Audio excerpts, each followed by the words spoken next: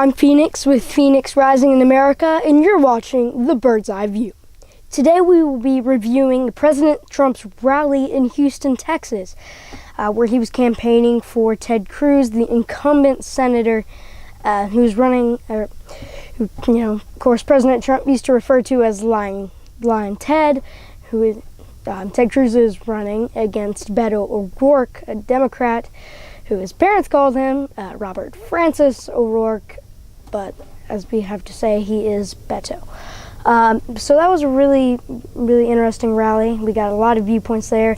Some people say it was his biggest rally yet, where there was over 100,000 RSVPs. They actually had to move the event from NRG Arena, not NRG Stadium, which was occupied that weekend, so that wasn't available, but NRG Arena, which holds 8,000, to the Toyota Center, which holds 19,000, after so many demands for people that wanted to come see President Trump's speech in Texas.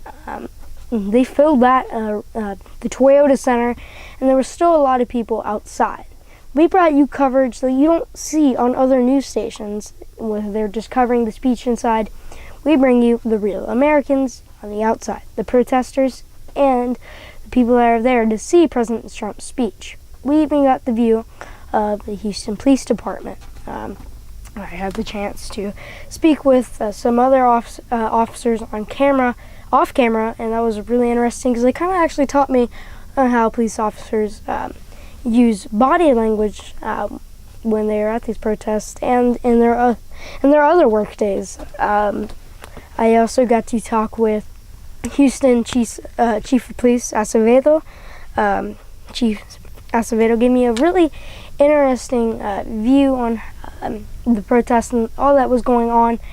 I even had a chance to talk to some videos that were actually going to be uploaded soon. I got to talk to a SWAT physician who actually worked as a doctor at a hospital in Houston, but works part-time with SWAT. So that was really interesting to talk to them. And also I got to talk with an officer who was on horseback.